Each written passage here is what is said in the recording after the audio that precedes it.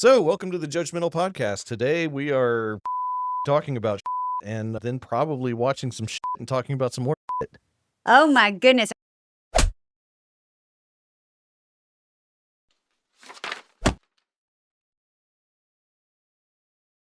right, we are going to break down the Judicial Conduct Commission new biannual report. I think I misspoke 3 podcasts ago and said there was not a new one out, and apparently there was, talking about how many reports were done, our little viral clip, and we can go down the rabbit hole of this information. Hot also, off the presses, only a year and a half old. But right? Yeah. Also, I would love for someone out there listening, help teach us open records requests for the judiciary, because I think that's something that I can say with 100% certainty. I do not have an expertise in that. And I think we're entitled to more information than what they're giving us.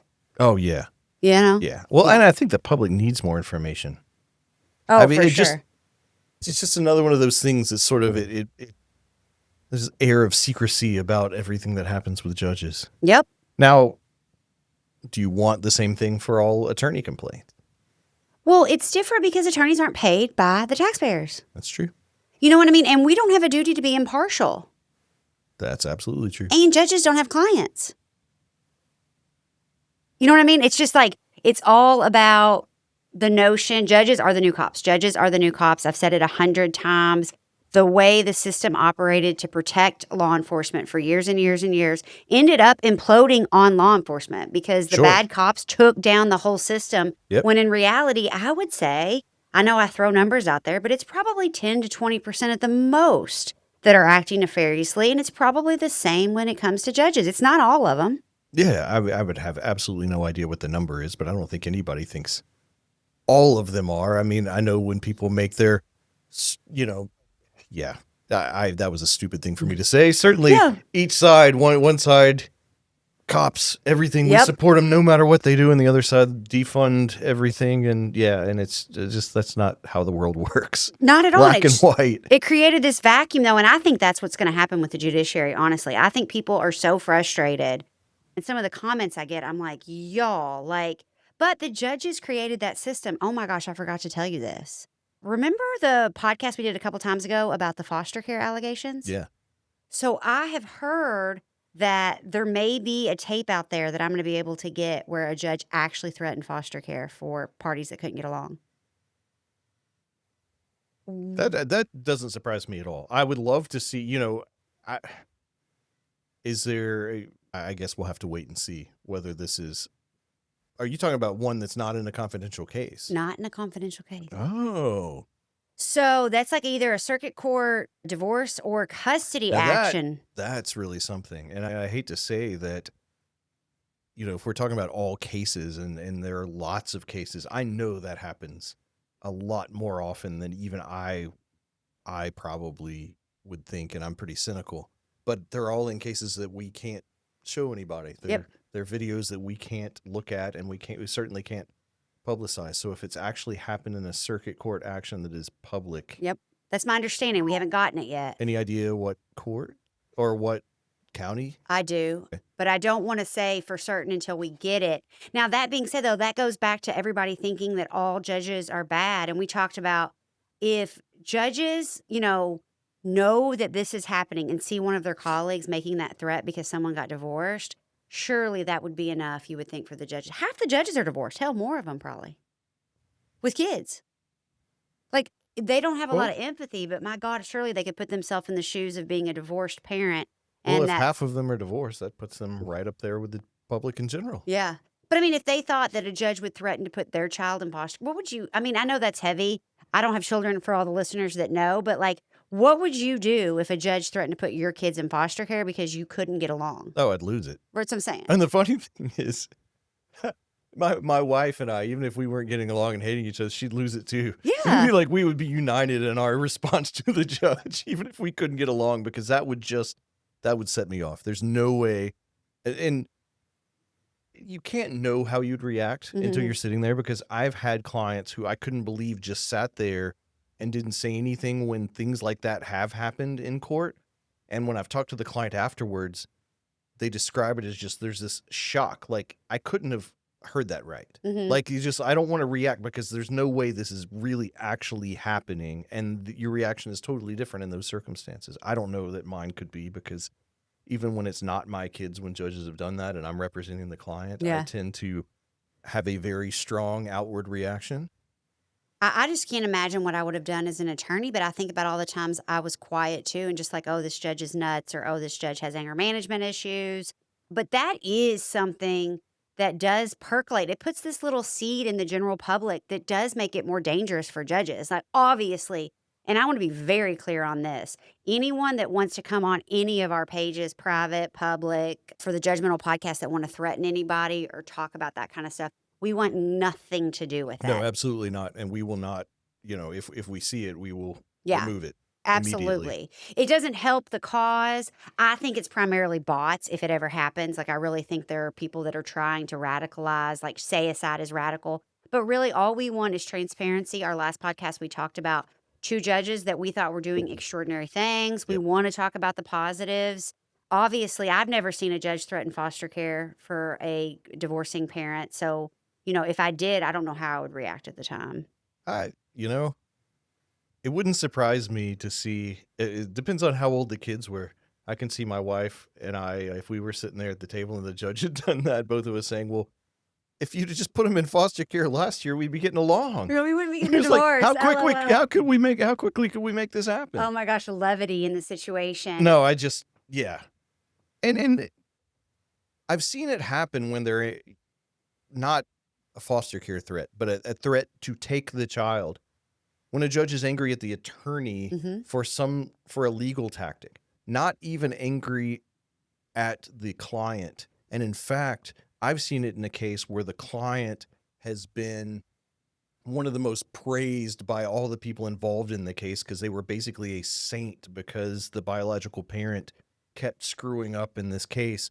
And this person was always there, coming in from out of town and just putting their life on hold to raise this child. And I've seen judges threaten things just because they were angry at the attorney, which is really unbelievable.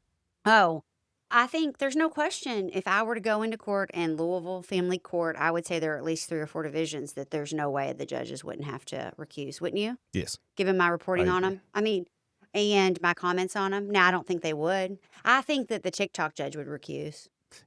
I've been, in my career, I've been impressed with a number of judges who would recuse if the last one I can remember,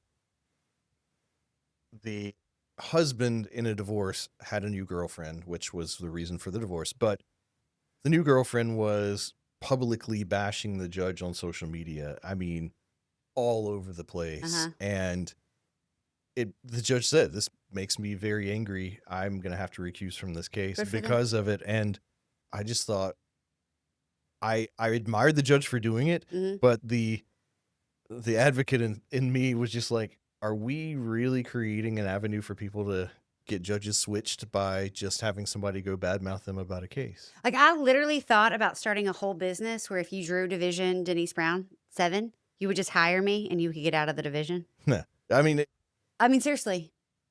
I don't think that she could hear any cases. I could be in front of her. I think the Supreme Court would say absolutely not. I think it's kind of a smart business model, to be honest.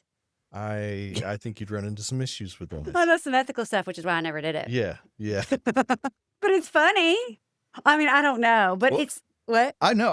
I was sure there were certain judges who wouldn't recuse if I was on the cases, but could never actually be impartial with cases that I had in front of them. And I had to discuss that with clients that would come in, and especially back when here in Jefferson County, the cases were apportioned to the judges by last name, by wife's last name, or either there were ways you could tell when you were speaking to a client for the first time what division they would end up in. I would have to tell them that you don't want me. You're going to want to talk to someone else here or somewhere else to go in front of that court, and that stunk. But it's just, I know this judge cannot be impartial, but will not recuse. Yeah, it's weird too, because like, I hope you don't mind me saying this, but I remember when you recently kind of retired from the practice of law, and I remember about a year ago, I heard something that it was like, Hugh Barrow, the judges are so mad at him. And I'm like, we had cases together. I saw you in court. I don't remember you being like, in any capacity, top 30% difficult to deal with. Like, not on one occasion. I didn't when it came to other attorneys, I knew other people were just doing their job. Yeah, And that's I would fight hard, but I would be honest about it, and it wouldn't be personal, and as long as the other person wasn't, I could be really friendly with someone that I had a super contentious case with. samesies. But, like, I never even saw you in any way, like, what I would say, quote, unquote, "misbehave." I mean, that's the wrong word in court. I've never misbehaved in court. Have you ever seen me, like, No, start yelling or any of this stuff? It's just, no. like, There's no actually benefit to it. You're no. not serving your client. The people that do that, they're making up for something. They either have a Yep. bad case, they're not prepared.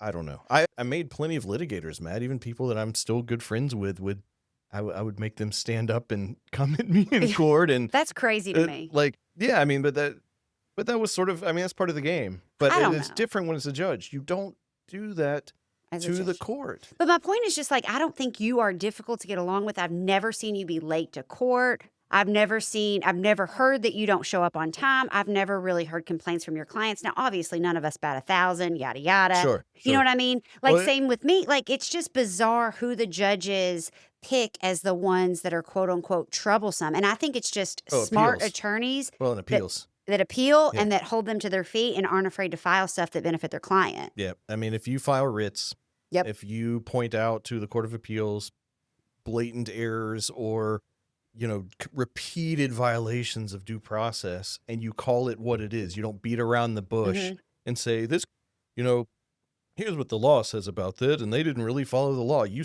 call it what it is. Yeah. This person was deprived of their child without any kind of a hearing, without even getting to open their mouth, or without even being led into a hearing. You have to argue that way because that's what happened. I And that's didn't your make job. that error happen. I pointed it out to the Court of Appeals, but people tended to not like that, especially when those cases came back and they were published to make a point. Yeah, and I think it's like one of those things that if there was one, when it comes to the Court of Appeals, how I would say this, literally, you have to make typically numerous procedural or discretionary mistakes before the Court of Appeals is going to overturn. It's not like an oopsie thing. You know what I Oh, mean? sure.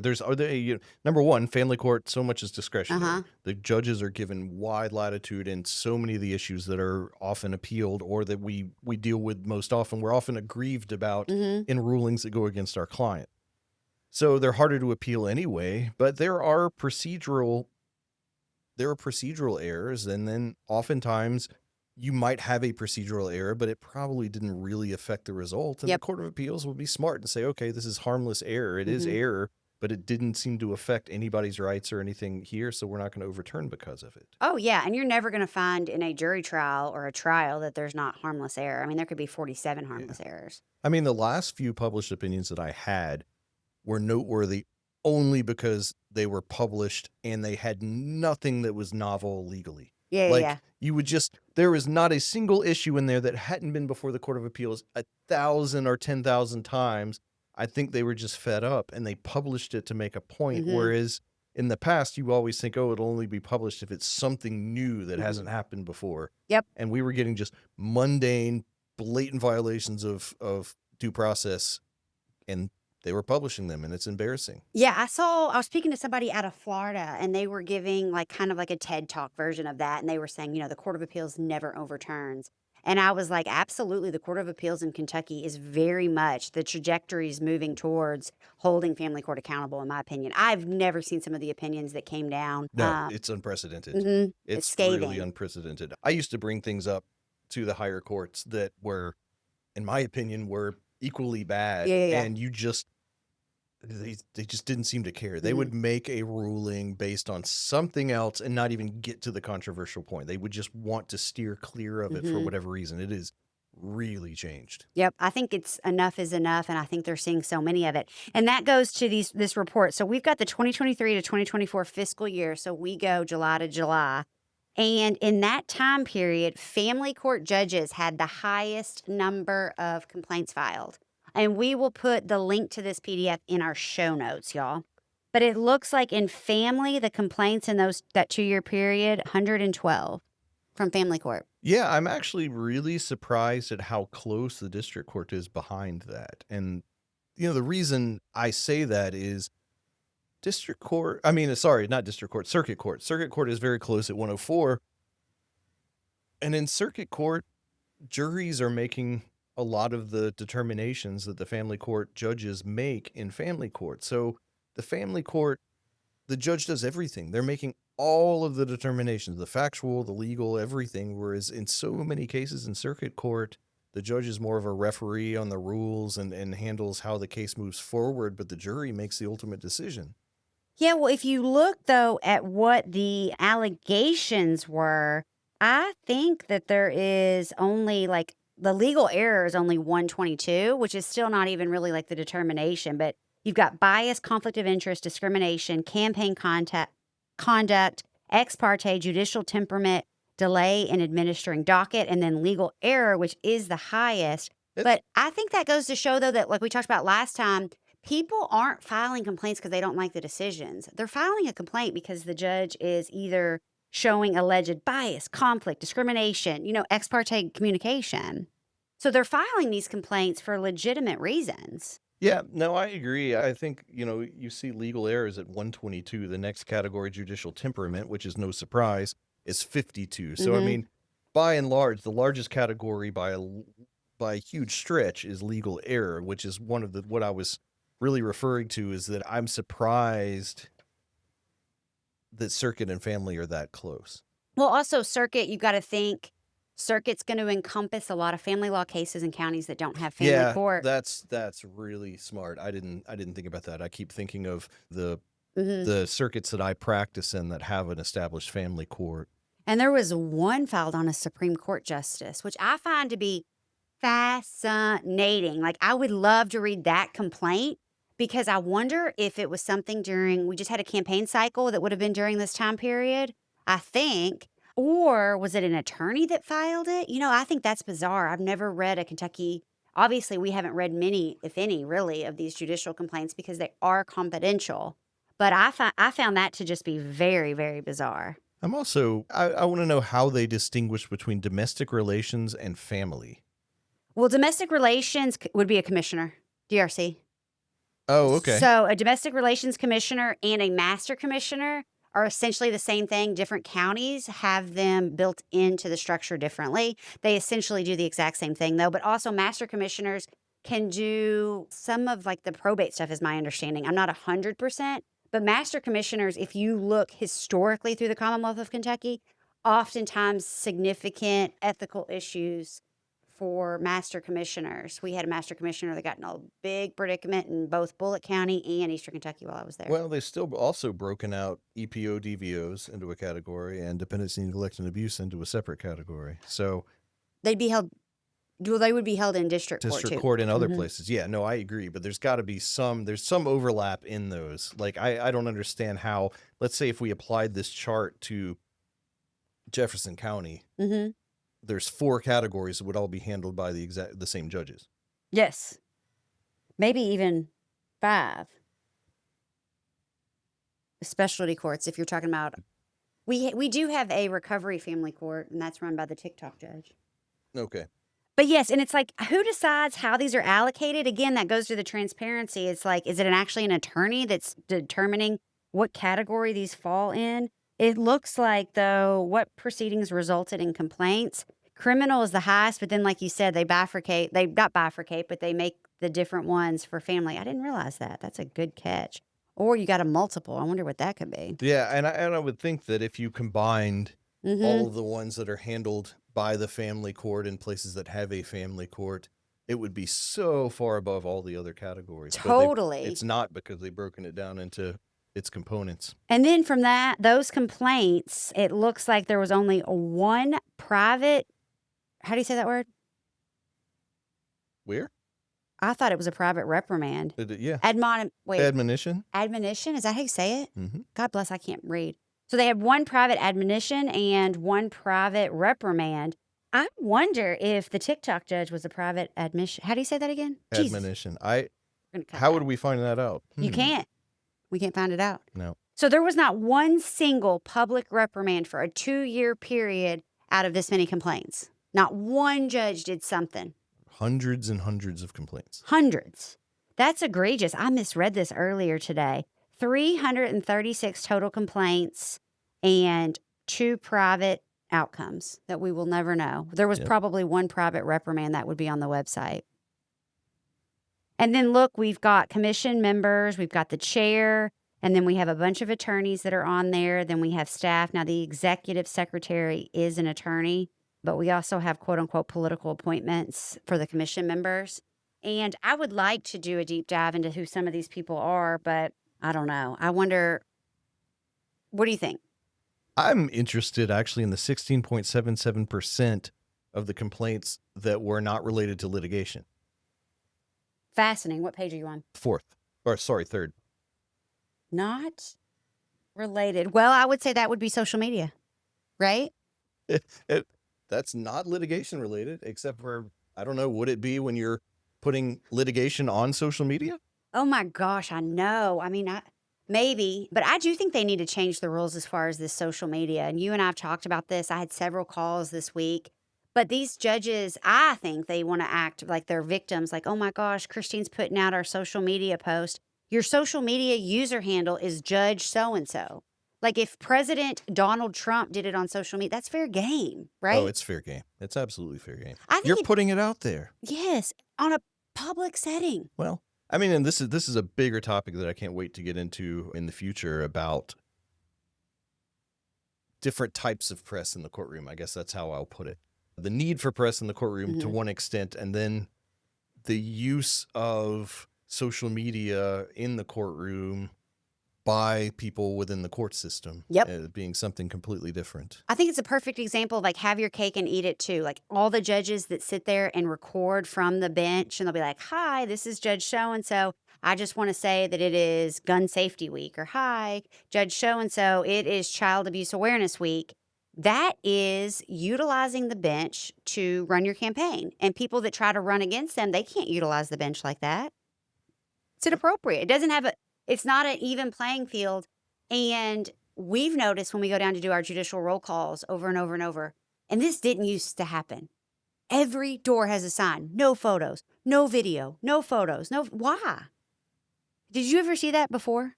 No, I remember I practiced for years before I realized there was a prohibition against it. I saw someone in a case, I guess someone that was just there watching for support for one side, had a camera out. It was actually a grandfather who was a potential custodial candidate, temporary custodial candidate, got caught.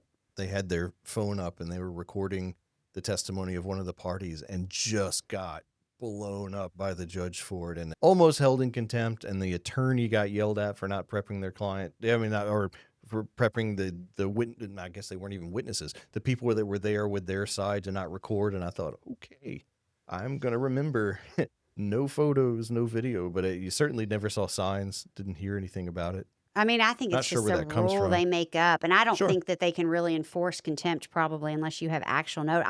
Actual notice. They all violate it too. Well, now they do. I mean, now you're walking in, you see the big sign. That's probably why the sign is there. But I mean, you don't have is that actual notice to read the sign before you walk in? Maybe for us as lawyers, I don't know. I mean, you're deemed to have read that cell phone contract you have. I will tell you that when we were in court, Hugh is much more ballsy than I am in the sense that, like, I try to not get on my phone and keep my everything out there just because I'm afraid they're going to come over and think I'm recording. I've not done that.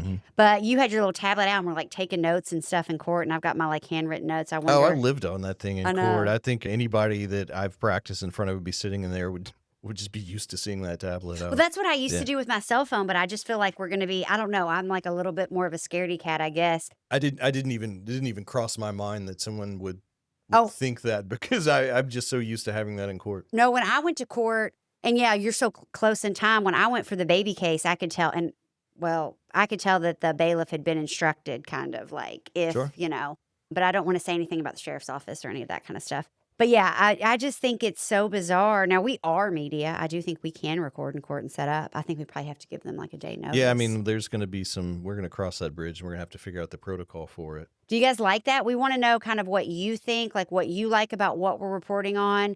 We are just dropping so much content. We really want to know what stories you have. We'll post this Judicial Conduct Commission, but I really think that this is truly crazy. And you know what? Did a breakdown of how many judges are in the Commonwealth? No. Yeah, I thought that was so fascinating too, because I never I had been did able to not look at find that. that information. So we've got 7 Supreme Court judges, 14 Court of Appeals, 97 circuit, 61 family. So that shows you too how few family court judges there are and how many complaints. I didn't Mhm. even 114 district court judges, 45 trial commissioners, 120 master commissioners, and 18 domestic relations commissioners, which is Judgy, which judge-y.com, which will be the app. You will have the capability of judging all of these individuals Yes. just like they judge you, and this will be completely neutral, and we can't wait to get the video recordings and all of that. Any comments on that? Anything you think? No, I'm surprised that there are that few domestic relations commissioners, given how few family courts there are. I know. I I guess thought there are that was just more big circuits that are multiple county where you have one judge that covers 2, 3, maybe 4 counties. well, it's just like if you even think about in our region just how many family court judges there are, It's a it's big 17. percentage of them. Yeah, I think that Yeah. we practice. Don't quote my math on that. But I think that goes to show how many family court judges, get complaints because there are so many more. I mean, really 2/3 family court No, compared to circuit. no, I mean, that's an important point. There are so few compared to the others that really stands out, that family Mm-hmm. gets more complaints than anyone else, and there are far fewer of them. Oh my goodness. Well, I think that wraps it up for today. You guys send us some positive stories about some judges out there that have changed your lives for the better, and we would love to report on that. I'll talk about some of the judges that changed my life next time. I think that we should do that. And some of the I'm sure you've got mentor Oh, yeah. judges that Yeah, literally, I absolutely. mean, literally have changed the trajectory of my life, and I've seen them do that for people that appeared before them. So, thank y'all. Judgy, we want the good, the bad, the ugly, and the gossip. Thanks, guys.